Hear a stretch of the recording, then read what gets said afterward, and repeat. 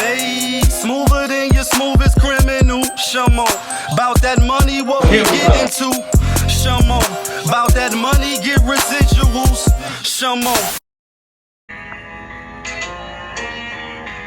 Yes.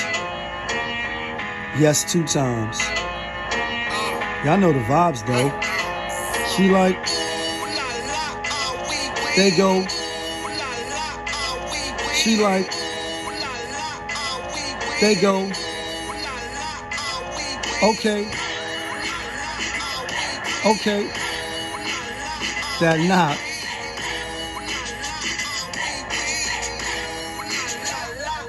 What it do, people? You're now tuned in. Popovich. Popovich TV. TV. Oh yeah.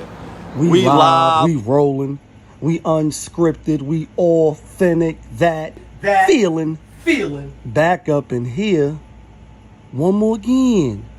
So if it's your first time, go ahead and hit the like button, subscribe, hit the notification bell. To everybody else, you already know. Tony, there was no other way. We in the end game now. Speaking of dipset, let's get to this other shit, right? Like, I did a video on this. Go see my other video. And that's when Noriega, aka Nori, now he on the run eating, like NRE, Nori, now he on the run eating, who I think doesn't get the credit that he deserves. I've seen a lot of people, maybe they're a little younger. I'm not saying he top 50 of all times, but what I am saying is, far as creativity, far as style, in the era of Jada, Mace, you know what I mean, other artists that was out at that time, you know what I mean, Big Pun, etc., Nas, early Hove, he stood out.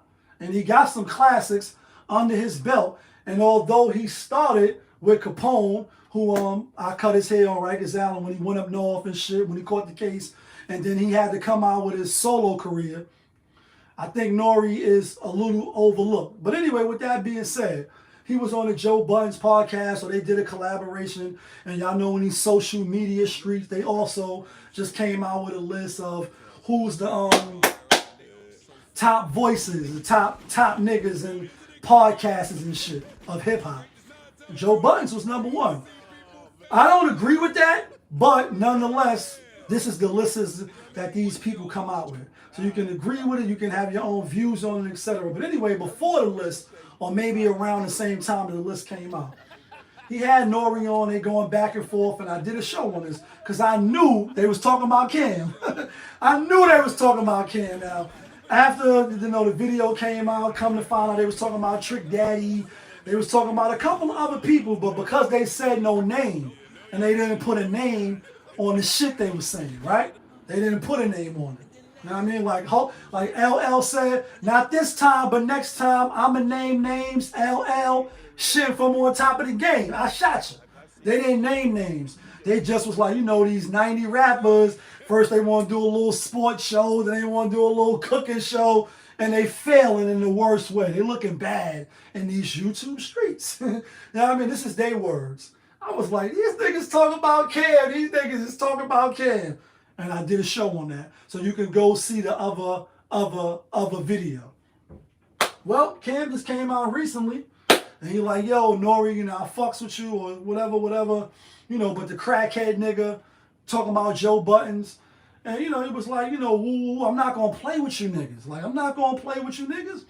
And so now it's a back and forth of, you know, of Joe Buttons, you know, and as far as his ranking, his lyrical ability, number 1, I think Joe is nice lyrically. But far as hits-wise, far as impact-wise, it's a little shaky, a little nervous, a little shaky, a little nervous. You got to Pump It Up, you got the song with him and Fab talking about how they, you know, they wives or they girlfriends and shit. But lyrically, he's nice. He got with the Slaughterhouse. What's the nigga name? The other Spanish nigga? Yo, what's the nigga name? He be like, yo, Joel Ortiz and 5'9", Royce the 9, 5'9" and shit or whatever. And that's crazy because we the ones that got Nori and CaM speaking after 5 years when moved in Drink Train. All right.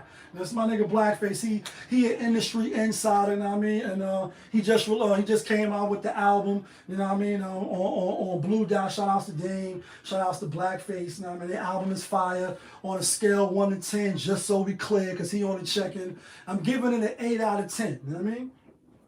Y'all could go check him out. It's on all platforms and shit.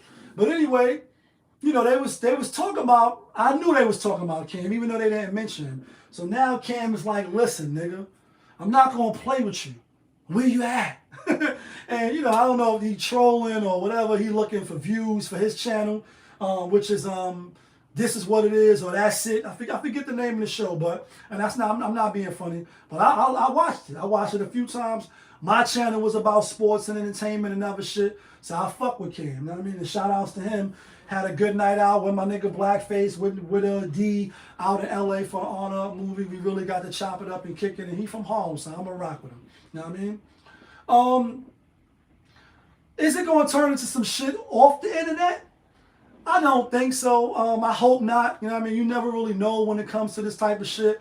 Or is it just another ploy for niggas to tune in and come to your channel and rock and roll? And this is another thing what artists do, right? Not them in particular, but artists that's on the lower, even on these YouTube platforms and these podcasts and platforms. And this is what I never did. That's why my integrity is intact. And I'm a man of principle. I'm not the best. I'm not the realest. I'm not the toughest or whatever. But I do pride myself on being who I say I am. And if I wasn't, then why would I say I am? Right? Why would I say I am if I wasn't who I said I was? That's integrity. You can't buy it. You can't manufacture it. You can't, you can't just, make up authenticity. You either have it or you don't. So I'm saying that to say, there's a few collaborators that's in these YouTube streets. You know what I mean? I could have collaborated with them, but they always talk about certain other YouTubers that's bigger than them. You know what I mean? And you had when Kevin Samuels, rest in peace again to the self-proclaimed Godfather, when he was alive and well. You had a lot of people, every time he did a video, they doing a reaction, they doing a reaction, they doing a reaction. And I'm not hating on them. They started their YouTube channels the same time pretty much I started mine. But I'm not going to say a dick rider. That's what I was going to say. Hey, CaM, dick riders. Right. I mean, like, hey, CaM, dick riders. I'm not going to say it was dick riding. I'm not going to say that because it's a little disrespectful. And we content creators. What I will say is, you know what I mean? I just wasn't on that vibe. So my channel probably stagnated a little bit. But what I can say is, I wasn't real quick to just run every time somebody did a video, then I'm going to do a reaction to it. So I'm only mentioning that to say, like, the lesser people, they always take shots at the bigger people in hopes of the big person reach down to them. You know what I mean? And then you think of Hov, right? You say, Hov, who's number 2 on my list. He like, break through glass ceilings, break through glass floors.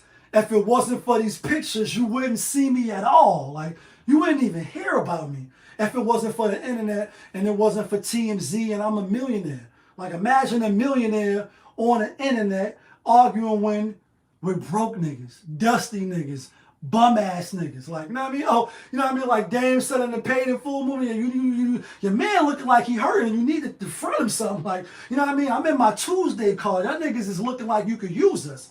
You niggas is losing, looking like you can use us, and that's a Rick Ross reference. I don't think it's that, because CaM is a big deal. Some people in the comments, the comments, there's a lot of trolls. They're like, who this nigga again? And some people like, yo, he was known for the pink and all that. Nah, the front on CaM, he's known for a little just pulling up in the pink range. Obviously, Dipset, and even before, Dipset, he had his own thing. Do I think it's going to spill over into the streets? No.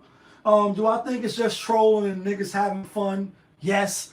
And we hope that we can keep it like that, because you don't want to see people that who we rock with from the times that their careers done, catapulted. They're in the Hall of Fame now, if you will. If it was a hip hop Hall of Fame, obviously CaM would be in it, for his legacy and what he brought to hip hop and his impact of hip hop. And Joe Buttons would be too. Not because of hip hop. I don't think for his little rap career, and I'm not being funny when I say little rap career, he would be in because of the other things and obviously transitioning to be in the podcast lane. He is one of the best, and that's why they have him as #1.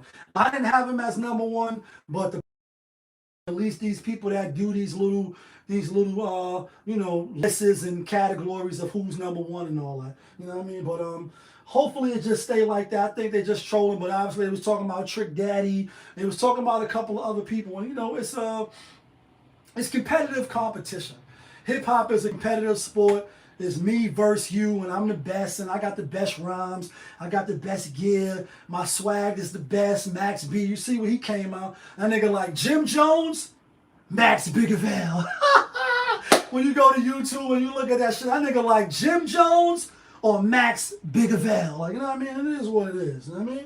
Let me know your thoughts in the comments. This your guy, Popovich. Y'all was just tuned in. Popovich TV. We live, we rolling, we unscripted, we authentic, that feeling. Back up in here one more again. Yeah, kid.